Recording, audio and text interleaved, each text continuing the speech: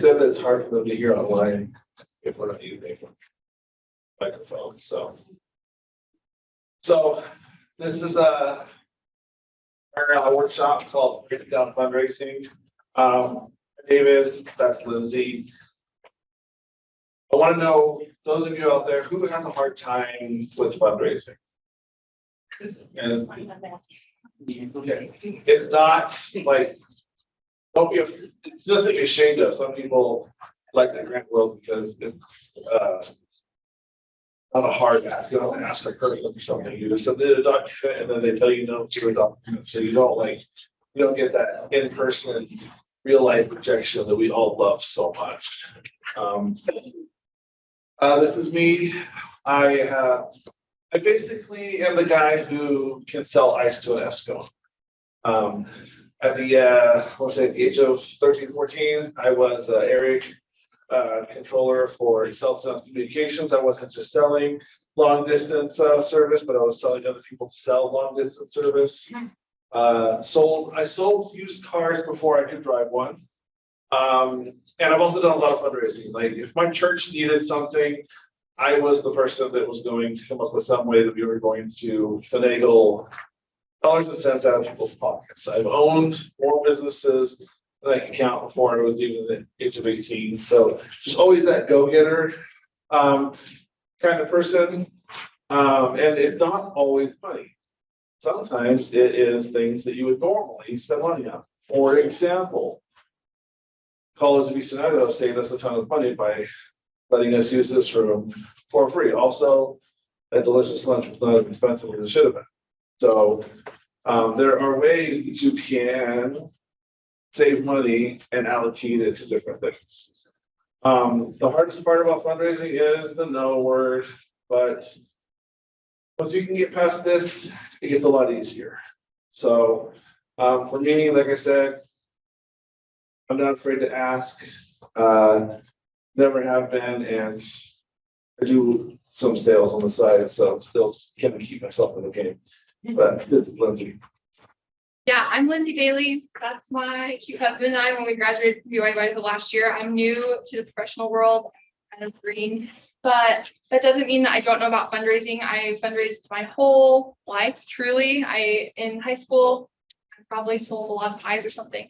But the biggest accomplishment for me was getting out of college without any student debt. I went to ISU first and then BYU Idaho and got my bachelor's degree. And so I like asking for money. It feels nice not to have to spend my own. It's not always in big feats. I feel like every time I've been to a conference and learned about fundraising, I hear these, I've raised $1 million. I'm like, I've never touched $1 million. I raised $500,000. I'm like, we should talk. And I really like this quote from Mother Teresa, and I hope that you guys can keep it in mind throughout this presentation, that we ourselves feel that what we're doing is just a drop in the ocean, but the ocean would be less for missing that drop. So even if you're new to fundraising, even if you're only doing it in small amounts, it's okay, because that adds up and that really does make change around the state of Idaho. Yeah, and I will say, I also run a marketing business, and I've sold massive contracts, I've sold little contracts. So it doesn't matter. Like, and I always love when you go to these conferences, like you said, you sit down, there's this influencer that's, selling their ability to post to their media for $60,000-$70,000. How are you doing that? Because that just seems like unattainable to normal people. So let's do a quick survey. Yeah, to start off, so like Alicia's earlier, just go ahead and scan it, or if you don't know how to do that, you can just go to slido.com and enter that code. I think you shared your PowerPoint. They're not seeing it. Just realized. Oh.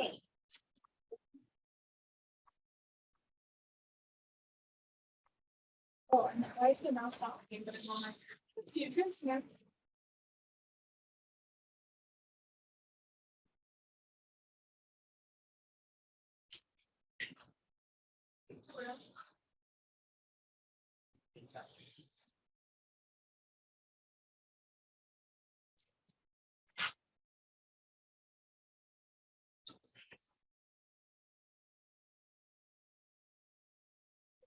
There we go. Now the people online can participate.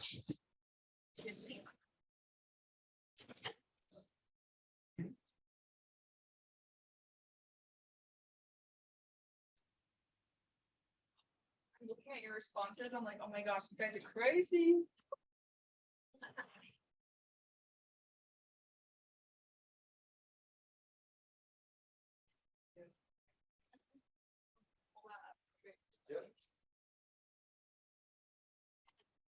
So no surprise, this room knows a lot about grants, so.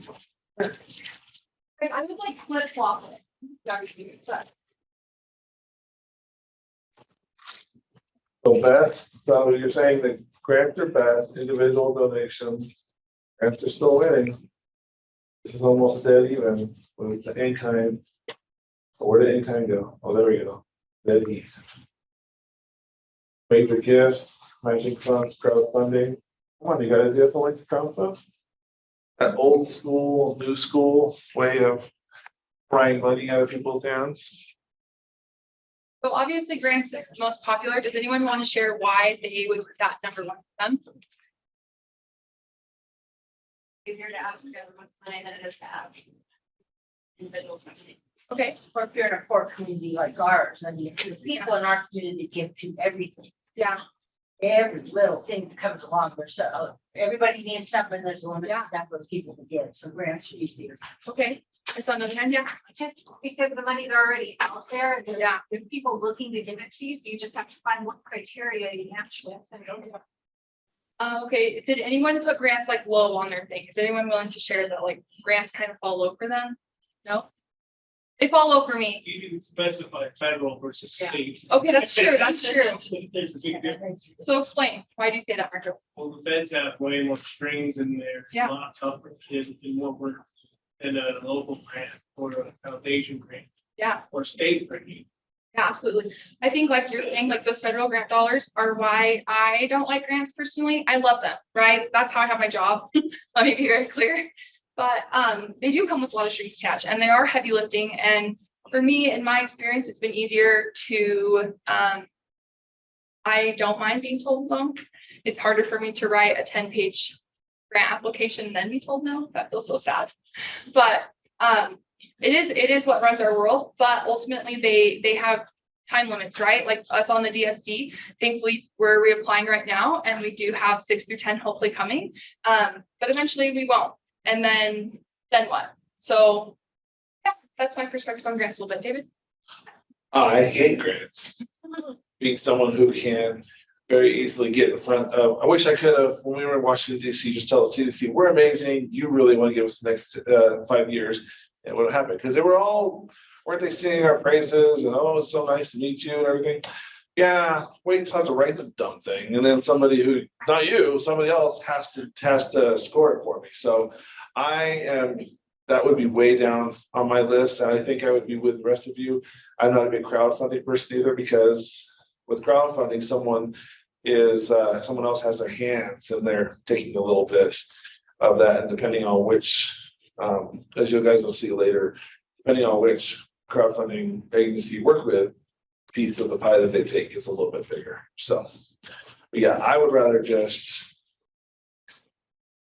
pull a bunch of rich people together, take their money, and plus two, what's the biggest issue we have with our grants that we want to spend the money on, but we can't? There's two things you want to spend the money on, but you almost always can't. One is food. The second is buildings. You can't buy nothing. So if you had $1 million and you wanted to buy a building that was super cheap and it would meet all of your needs, you can't build it. You can't do that most of the time. Most grants take that completely off the table. So that's where you go in and you ask somebody. I believe you guys did that with Thea. You guys are partnering with you did something with the Boy Scouts to get your guys' current building that you're in, right? Am I wrong? We bought another one with cash because we got a grant. You found a grant that would let you buy something. But that one was specific. We told the funding source, we said, listen, all across the state, they need infrastructure. That's their #1 priority. They gotta have, in order to sustain, they need to have a building. So they wrote it into their project and then we was one of the recipients. We were lucky that. You're lucky. So Tell us the grant. Let us all know. So That let's was the juvenile assessment centers. write it down, guys. I don't think And right now they are, the legislature just put $4.5 million for additional communities to have those. so. What was the original number? Because it wasn't that big, was it?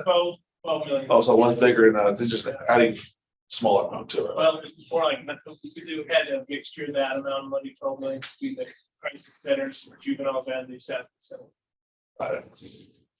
Which is good stuff. And I'm glad they did that. I'm glad they listened because it's needed. Oh. We were doing Slido, but not. Why they go so. Okay, perfect. So obviously we all know what fundraising is, right? We all do it. We've all done it. Continue to have to do it. But one of the things that I think is most eye-opening to me is that really truly it's a marketing plan as well for us, right? Even though maybe we might not always get that financial assistance from people, it still gets our message out there and plants that seed for future opportunities. Like Marco said, there was a need and they talked about it and now they have a beautiful building. So it's crucial for us to not only have our mission now, but to sustain it in the future. Yes, and one of the things that most recently that Lyndsi and I realized through this is mostly, you guys remember from the last couple of years, anytime you're at a conference like this, Optum was on it somewhere, right? Well, this year we're like, hey, why don't we not have to pay for the food? We'll have Optum, sponsor for everybody else. Well, they're not doing that anymore. They changed the way that they are spending those community outreach dollars. And so we were able to find that out, but we didn't just leave it at that. We still had sat down on a Zoom, had conversation with them and kind of learned where they're what their plan is to spend, currently and how we might be able to maybe fit into that. Or we kind of left it at, if you need help getting into any communities you're having a struggle with, feel free to reach out. We have partners, in all 7 regions kind of thing. And just kind of left it at, we're going to look for opportunities to work together in the future. But it wasn't just, no, you can't be funded. And I didn't just like, okay, and walk away. I responded to him and said, well, why? I wanted to know what, did we do something wrong? Or like we found out, are we asking about something that's no longer in your wheelhouse to spend money on? I agree. Opportunity has a reason for fight. Yeah. Which brings us to the next point. So when I call up Chobani Yogurt, which I've done recently, and ask them for money, I'm not asking for myself. I saw a joke on one of the pages that I follow, talking about but it's scary when they tell you no. But really they're not telling you no, right? Like when I call Chobani and I say, will you give me $2,000? It's not because I'm calling and asking them, will you give Lyndsi $2,000 to pay my mortgage? And also I could really use a vacation and probably some snacks. That's not what I'm asking for. I'm asking for Community Coalitions of Idaho because I believe in our mission. And not only is it Community Coalitions of Idaho's mission, but it's all of your guys' mission. That trickles down through the state. So if you can have that commitment to your organization and be willing to ask not for yourself, but for the people that you're serving, it becomes a lot easier to hear that no, and then to figure out a way for the next step. Yeah, and like she said, every time that you hear no, figure out why that is so that you can maybe bless somebody else with a yes in the future. Yeah. One of the biggest ways that you can talk to funders about it is your elevator pitch. So that's something I've had to work on. I think I have the gift of gab. So I've been on phone calls before and I'm like, let me tell you all about what we do. And we also work with these people. And have you met Mallory? And have you met Elise? And have you met Marco? Blah, blah, blah, blah, right? And that's not helpful. So the way to be able to be helpful is to be memorable, short and concise. So these are a few of the things that your elevator pitch should have.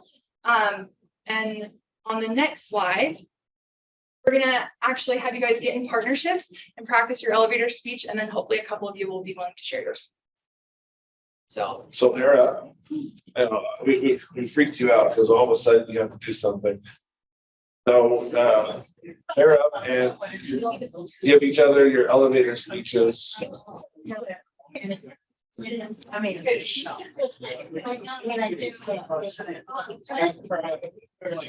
Dawn, I like you. You're my friend.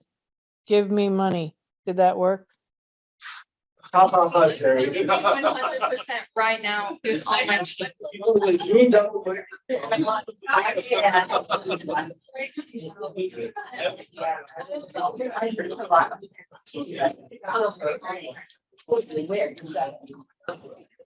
You know, find the house. I know. Would you like to see it? Yeah, and it's like that Jack really, you know, like it's, you know, I think she's one of the students. I'm like, oh my God, I'm rich.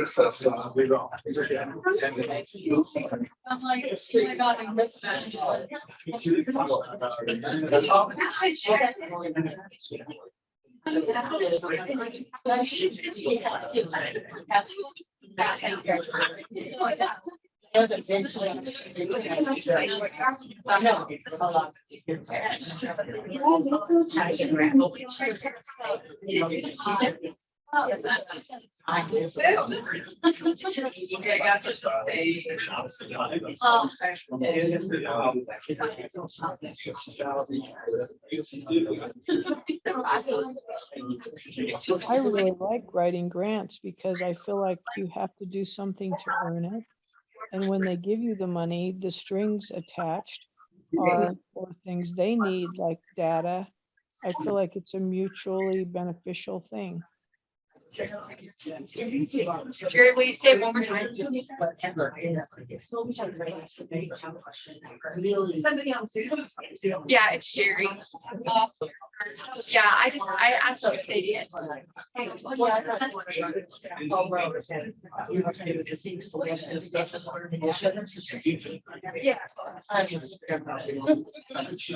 Hi, it's Jerry. Don and I are doing this through text. We should have figured out a breakout room session for you guys, but we didn't make that far. Okay, so have you guys given your elevator pitches to each other? Who wants to share their elevator pitch? Yeah, Cynthia. I don't have it like a can for each, but I was just thinking in my brain, it would be to include what's in it for them. Because I'm thinking of pitching to like a corporation or a big company or a large entity that has a good pocket. It would have to be because they're ultimately profit seeking entities. And so I would have to pitch it in a way that they would be silly and it would not make economic sense for them to not give me money. So I would show it to them in a way that say, okay, this is what we're going to do to help the community around, and your employees will have less turnover, they'll be more productive. I would show it in a way that they could see the economic benefit of that, so that, you know, they'd be losing money if they didn't write a check. Yeah. And something that you could do in your position, you know, working at the college is, what is every employer looking for right now? They want good employees. They want good They don't employees, want so, their employees to leave, like if yes. they're not good, they don't want them to take them out or leave because they want their kids to go to a better school, or that they want to get a safer neighborhood, or that they want to have better public health options for themselves. So if you can say, if you give me money, I will address those things and make it better so your employees will be happier and stay with you and be more productive. Again, they're losing money if they don't give me that check. Yes, and you're in a unique position in today's climate to really speak to a business owner who's looking to not only get better staff, but also improve the situation for the staff that they do have currently. At some point, I'd like Marianne from the Office of Drug Policy to come share with you guys for the recent research they did. But in the Joint Finance and Appropriations Committee, she did a presentation on her budget. And one of the things that she did was she sent a lot of our data from Idaho, from the drug block grant, to external evaluator in another state who didn't know any of us. And they came back with a 20-to-1 return on investment. So $20 every, and that's a pretty decent size number for Idaho. Yes, the Office of Drug Policy did come back with valuation that with every dollar spent, they get $20 back in awards. They will tell you though that is Office of Drug Policy initiatives, not across the board. I got my hand slapped trying to use that figure before. Rose? No, it just occurred to me, we don't have any elevators in Chalice. So, you know, the elevator speech is kind of awkward to do, but I think one of the things that I do is I actually get out in the community and talk to people a lot, especially when we're trying to get something going like at the school, whether it's, we offer drug testing through our clinic and would help from drug free, I don't know. But I think for us, it's reminding them that we're offering education and support to help their kids maneuver in today's world where the drugs are so bad. I mean, we're so isolated, yet we still have the drug problems that the other communities have, or the big cities have. And I think to be out there talking to people and showing that we do care. When the time comes when we need to ask for money or support, we're going to get it. And I'm out in the, well, it's not a big community, so I'm out in the community a lot. So. And later on in our presentation, I'll show you just how powerful this young lady is in that little tiny community. Anybody else want to share their elevator speech or kind of have a different outlook on forming theirs? David, this is Mary Ann. I'm online. Hi. Hello. I'm kind of like what you said. I don't have much of any problem gaining donations or getting people to contribute to what I'm trying to do. The key, or one of the big things that I have found makes a huge difference, is be enthusiastic and excited about your own work. Don't present the opportunity to people as, oh man, we are broke, we can't do anything, oh, this sucks. No, instead it's, this is so exciting. We have got these great things that we are doing, and look at what we've already accomplished. This is so great. Would you like to contribute to continuing this work and helping your community? We would really love to include your name as one of the sponsors so that people know you really care. Right. And those, who has a teenager in the room? Raise your hand if you've ever had a teenager or have one. When they come up to you, give me $5. Are you gonna give it to them? Or when they start helping out and they start saying how amazing of a parent you are, you're like, what do you want and how quickly can I give it to you so I get more of this going on? Get into 2023, it's more like, can I have $50?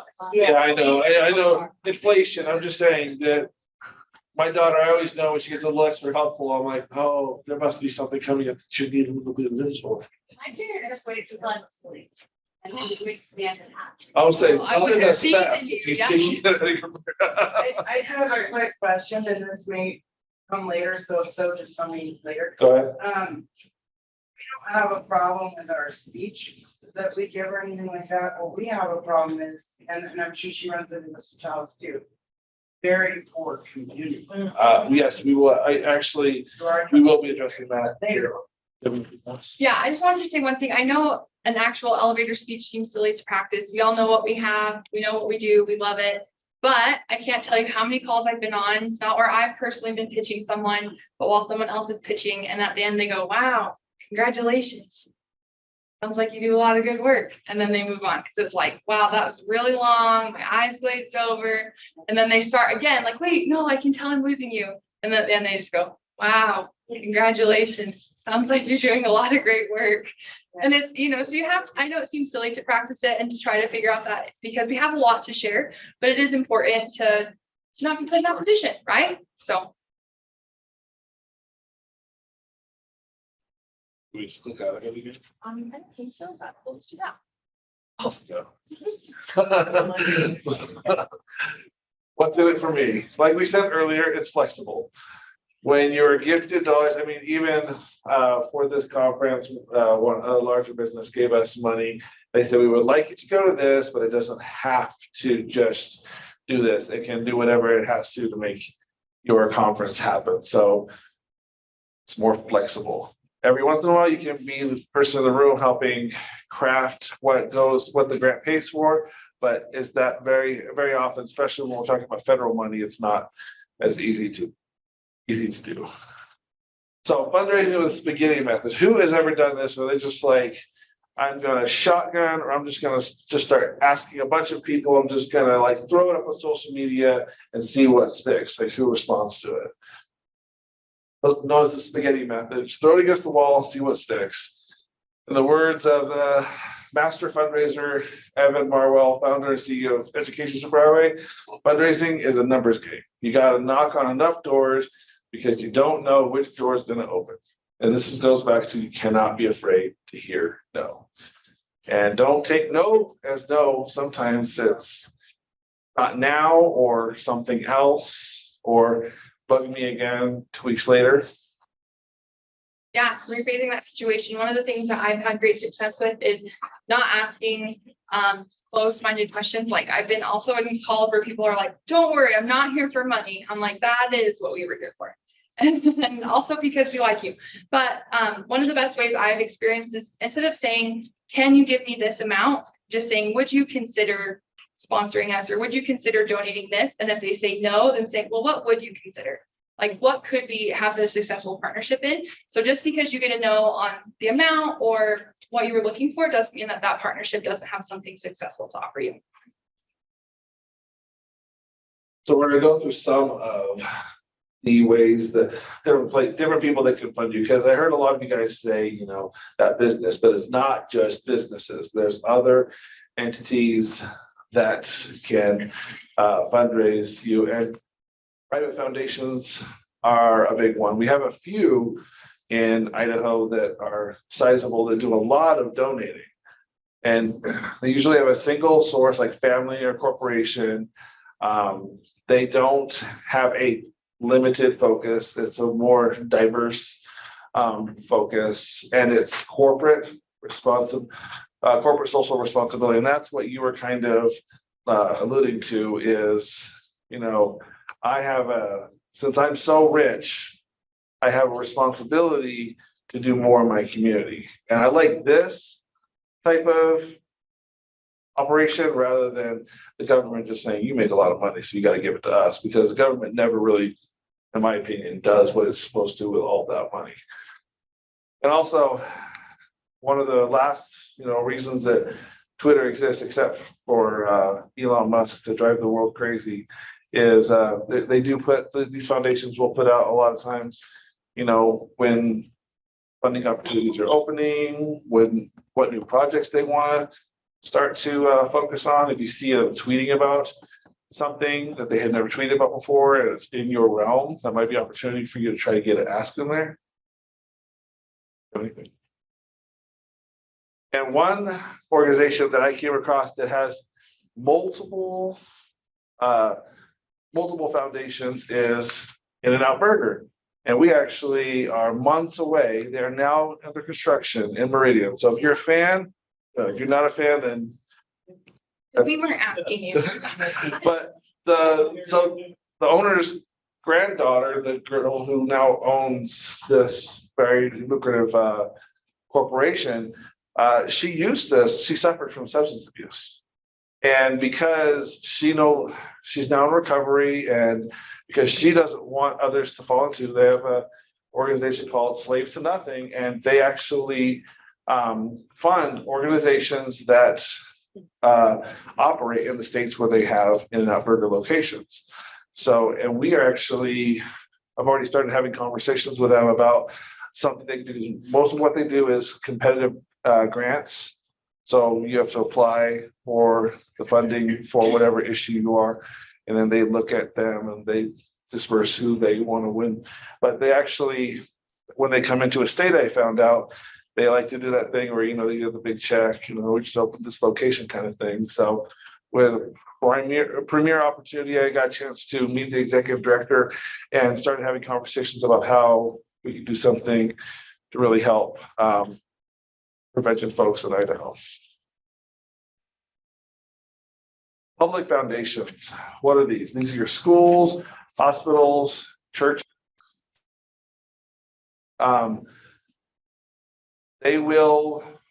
Hospitals will give you money for issues that tend to be health related, or like with Optum, they want to get their name out there. What's funny is they told us they weren't doing the whole conference thing anymore. And then 2 weeks later, I saw them sponsoring the professional golf tournament. And I'm all, really? That's reaching Medicaid people, all right. Yeah, lots of Medicaid people watch golf. So schools, what they will do is they will pay to, they always have money. Well, they tend to have money when to bring in speakers. Your PTA, your PTOs are the ones that tend to have more money. I know I'm talking about Idaho now. This is the California mindset where schools have too much money and in churches. This is a rarity, but if like my church, they started a recovery ministry, so they started working with people in the recovery space. So when they get into your world, it's a really good time to look, because they're really looking for ways to help you. They start some of the Meridian Food Bank, and I think they like filled like 15 trucks and raised like $2,000 for the Meridian Food Bank in a couple weekends. So, have anything?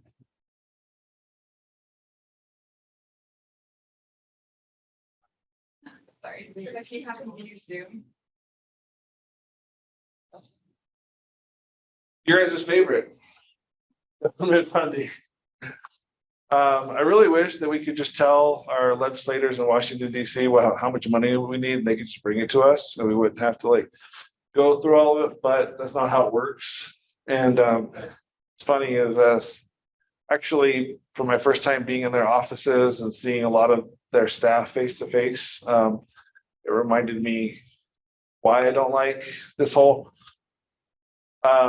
portion, because it can be very cold.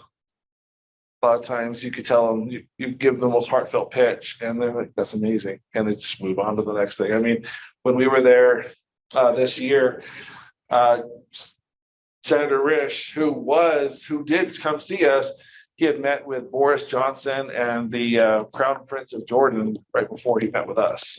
So where do you think his mind was?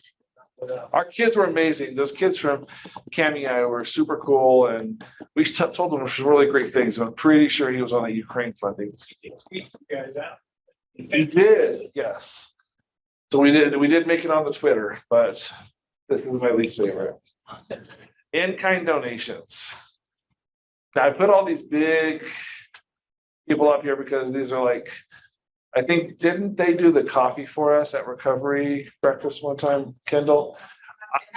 In the past. In the past. Costco's my favorite, but sometimes you gotta get to them early. If you get to them late, but you have a really good cause, sometimes they'll throw you some cases of water. I've never done Sam's Club before. She loves Sam's Club. They're doing all of our donuts, I think. Yeah, they do your donuts. That's right. They donate. They're giving our food bank a lot of their product. They just sell it. They sell it at the auction. They just auction it off. That's cool. It's crazy how much money they. So, and then Albertsons, I have personally worked, and this was in California, that was not Idaho, but Albertsons was an amazing grocery store to work with in California, because they just literally, you came in with an ask, even if it was outside of like their window, most managers, they would do something for you. So what do you ask? So if you ask sometimes, a lot of times, it's easier for your businesses to give you in-kind donations, to give you cookies, donuts, water, those things, rather than cold hard cash. This it hurts them more than giving you something they can write off on their taxes. They can write both off. For some reason, this feels more painful to them. Yeah, I was just gonna say, when I was an intern at UIDC, the donuts started with me. No, I'm just kidding. But yeah, when I was an intern at UIDC, I struggled a lot to try to get cash donations. And then I just switched it up in Sam's Club. I was just called and I was like, hey, you got donuts? And probably more eloquently than that. But anyway, basically, yeah, it's years later and they're still supplying it. And if you don't call them, they're calling you, or at least that was my experience. And another one, when BYDC was working on their trailer, we were trying to fund how to furnish it really well. And we got a donation of carpet, which I didn't realize how expensive carpet was. And I'm so grateful that there are organizations, maybe they're not big box office organizations like this, but never underestimate the power of just calling and asking.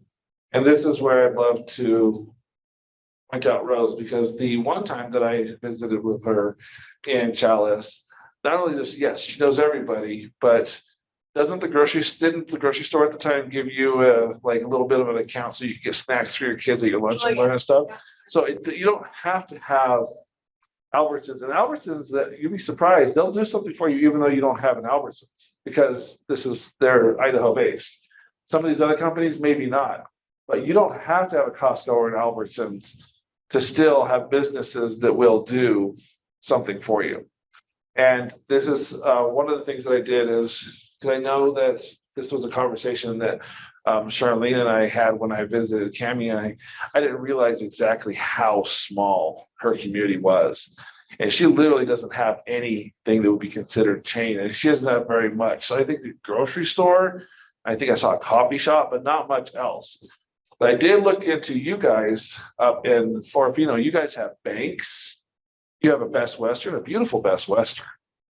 And these are all, even Best Western, even if they say no to you on donating rooms or giving you cash, you know, you can actually throw a booking link on your coalition website and have your people push that as the way they book their rooms, and you can get money from Best Western just to do that. So, when we were taking the kids to Florida, and we needed that extra cushion of financing, the only bank that would help me at all was our credit union. The other banks that they are not allowed to do. So every bank has different rules. So if the bank says, no, we're not allowed to, that means they have a foundation that does it for them.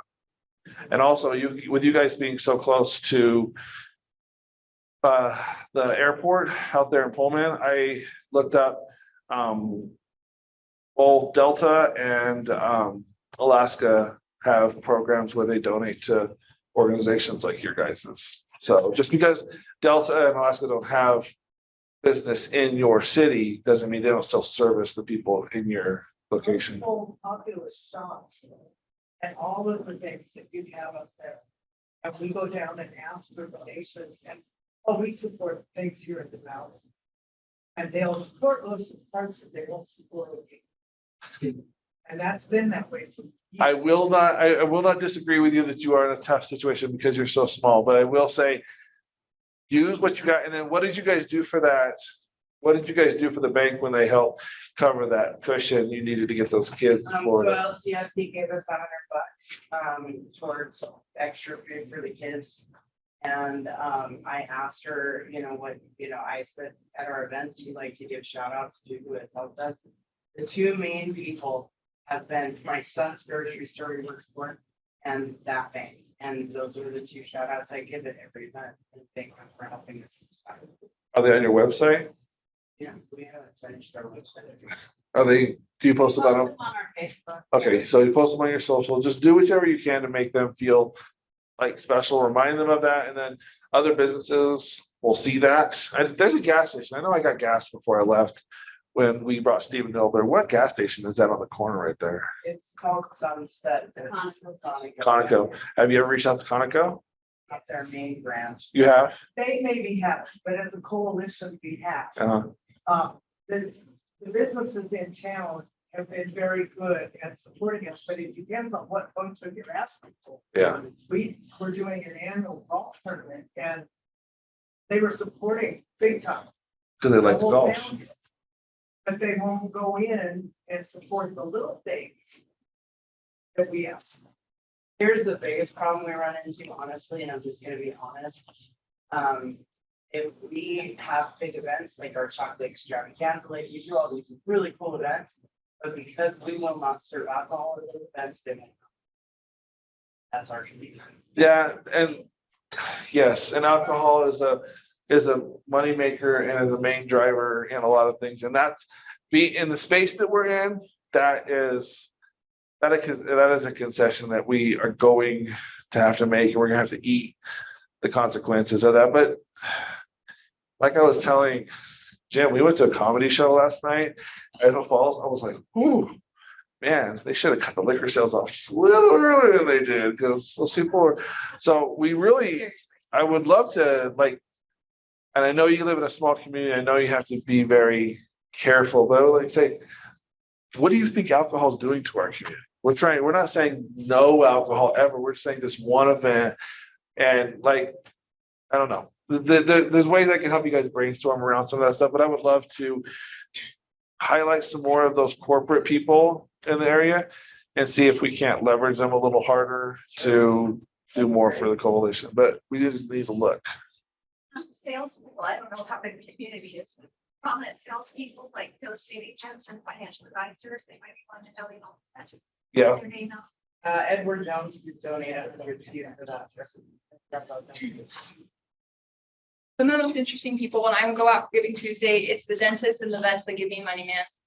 Like I'm over truly. I didn't even think to ask that. Yeah, they're really passionate. Like Jim brought up, this is a problem for their communities as well. And they know it is, or some of them know it is. And if not, then you can educate them on that it is. And I've had great success with dentists and vets. Marco, give something to say. Well, one thing I've learned in the legislature is there's an association for everybody.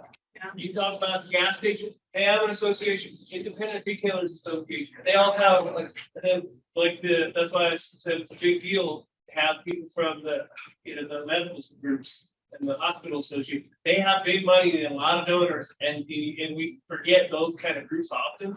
And I interact with them all the time, and they have a lot of money. Well, maybe you should produce a list. Contact. The list, that doesn't mean I'm supposed to. Be happy to share with you, and you can call all of them. That would be great. I'm like, Marco, just drop the list. We won't say where we got it from. all these people will be like, what the heck, who got our phone number? It Yeah. better not have been Marco. Do you have anything? Does anybody else want to share who they work with? Like, are we missing anybody? Like, real estate agents helped me because what we did for Giving Tuesday, if you're on the board, you know this, but we had $100 limit. Everybody had to reach at least $100. This one rose $500 to $600. I can't remember the right number now, 6. but it was really interesting to see who came to the table. And what was neat is some of our members are so invested in what CCI does that they donated. Like Susie Sturts, out of her own pocket, she donated to the fundraiser because she believes, she said, not from the Elks Lodge, but from her own pocket. So I thought that was cool because it shows that other people, rather than those of us who live and die in prevention, believe in what CCI is doing. Yeah, and I think it's important to remember that we're not saying that this is going to be the way that you're funding your programs, right? None of this can compare to the $125,000 a year that the DFC is going to provide you. Like, I'm not saying that this is a replacement for that. It's just a supplement. It's for what the FT wants. Matching grants. This is another one where you'll see my favorite burger chain come up in a minute. They'll tell you we will match up to X amount of dollars. So if the first $5,000 will match that penny for penny. So you can guarantee if you can get that 5, you got 10. And what's cool is I just found this while we were sitting at the conference, but once again, In-N-Out Burger, April is National Child Abuse Prevention Month. It's a screenshot right off of Facebook, and they are matching. Will match your donation 3-to-1 up to $600,000. 100% of the donation goes directly to help children and youth who's experienced abuse and neglect. So, even though this isn't prevention, it's just one more time shows you just because an organization has one foundation doesn't mean that they don't have another. The only one that drives me crazy, it seems to only want to work with certain people, is Jersey Mike's. Because they do that thing where that day where they give all of the profits. I don't know how you get in on that, but literally every single Jersey Mike's, before it's even come into fruition, it's already been spoken to some other nonprofit. So that one drives me crazy, but just always pay attention to, and this is a social media is helpful. This isn't Twitter, but this is Facebook. But now I know another organization that I didn't know before, the In-N-Out Burger works with. Individual donations, this funded a lot of what we still have the Giving Tuesday picture up, was what I found out when I did our little screenshot. This is our website. You can go and click this.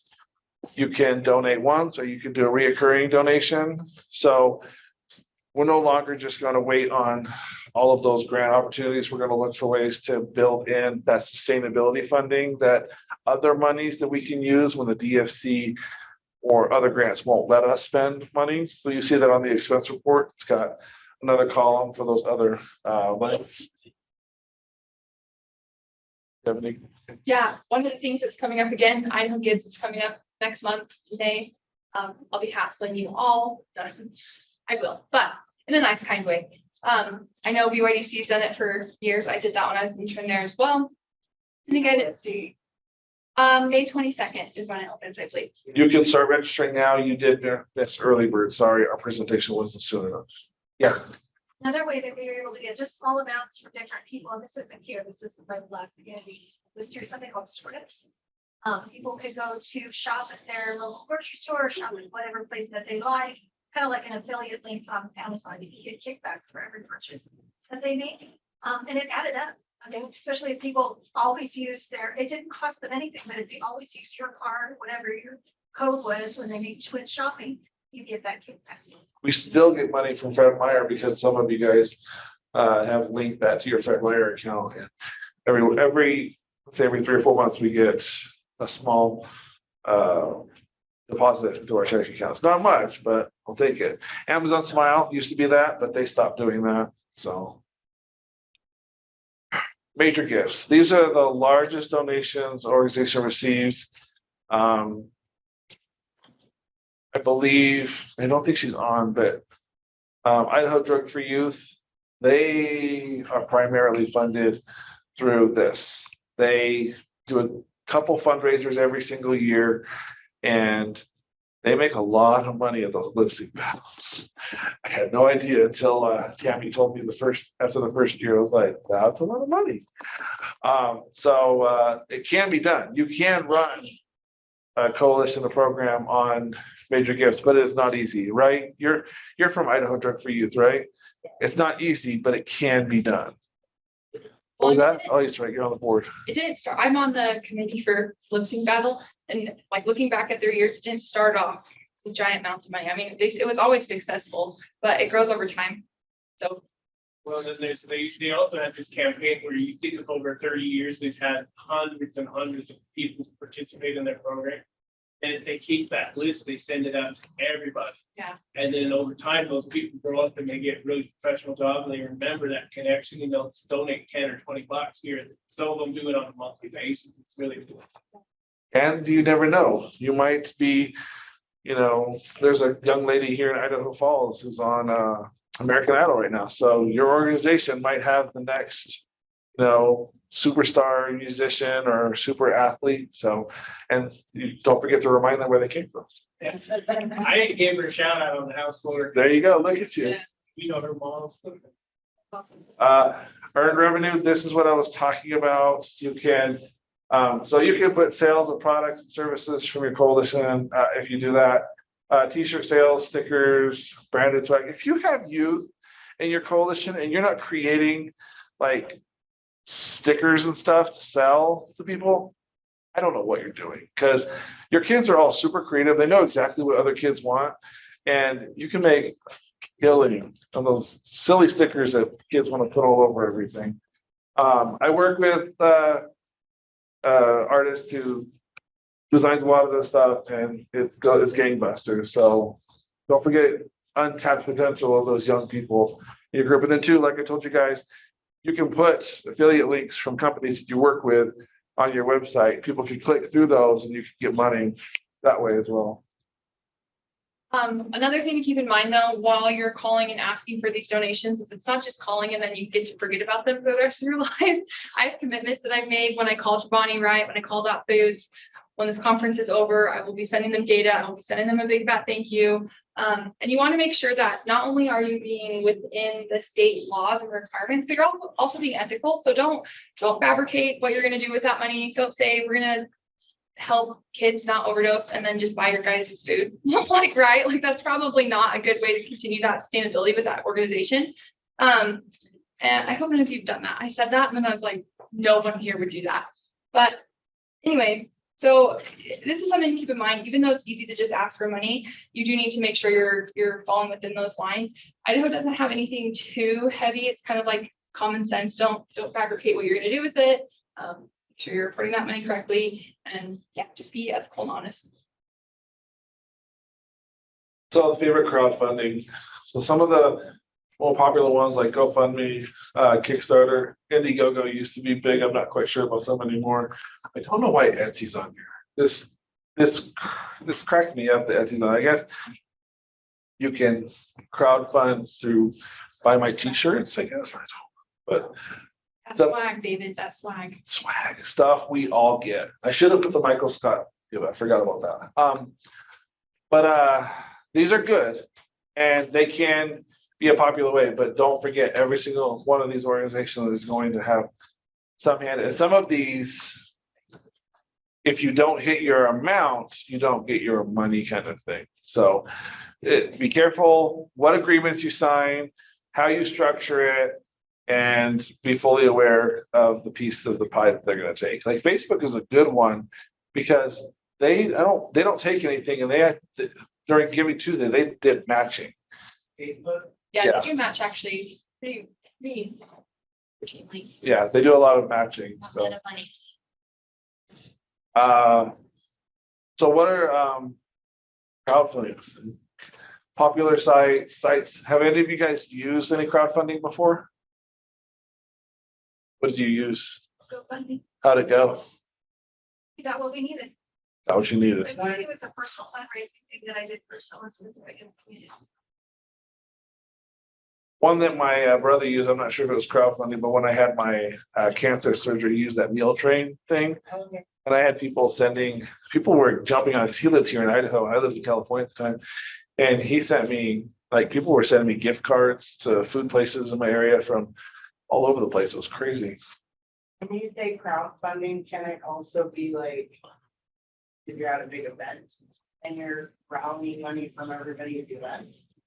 Or is it just? No, crowdfunding is mostly these websites that make it easy for you to digitally collect money from people, because none of us carry cash anymore, so it's always our. You can put your Well, head up on the the big county events- and have everybody. Like she's in the lip sync battle, what they do is they have a barcode that comes up, and the people are drinking a lot of alcohol. They just scan the barcode, they can donate to the team they want to win. And the more money that team makes, that's how they determine who wins. So the highest fundraising team wins the division about who has the best talent. It's always, it's fascinating. If they do it live now, so you can work a crowd like that. Is there anyone here who can kind of train either all of us or one of us to figure out how to do a little article and put it into an account? Yep. Yep. Oh, never mind, she knows how. And if you have it's funny is most of your like PayPal, Cash App, Venmo, they all give you, when you go to share, they give you that little QR code that goes directly Yeah, I to, so use PayPal, but- they make it super easy. I also think Cynthia brings up a good point, like, all these principles don't just have to apply to our professional lives. I have a love-hate relationship with grants, right? In my professional life, it makes me nervous. In my private life, I'm all over that. Last year, my grandma had cancer, and thankfully we did not pay for any of her treatment at all. It's like nearing $1 million. And grants what's funded that. So don't forget these skills, not only in your professional lives, but make them work for you in your private life as well. And today and tomorrow was brought to you by a big grant and some amazing partners. The College of Eastern Idaho. Dan made this. I'm not sure if he's in the room right now, but he made getting all this set up really, really easy, keeping us moving, going. North Point, even though they're a member, they donated $1,500. Dot Foods gave us $1,200, right? Yeah, I thought they gave us $2,500. $2,500. I can't even remember. So all of this is a byproduct of her asking Dot and her hooking us up with College of Eastern Idaho, and then North Point Recovery kind of came in at the end and helped us fill that last gap that we had. We raised just about $10,000 for this conference, and we didn't spend. I don't think we spent about half of it. So we have money left over that we can reallocate to the fall, that we can reallocate to other things, because there wasn't any hard earmarks saying you have to spend this all on this or. So Okay, that's it. thank you.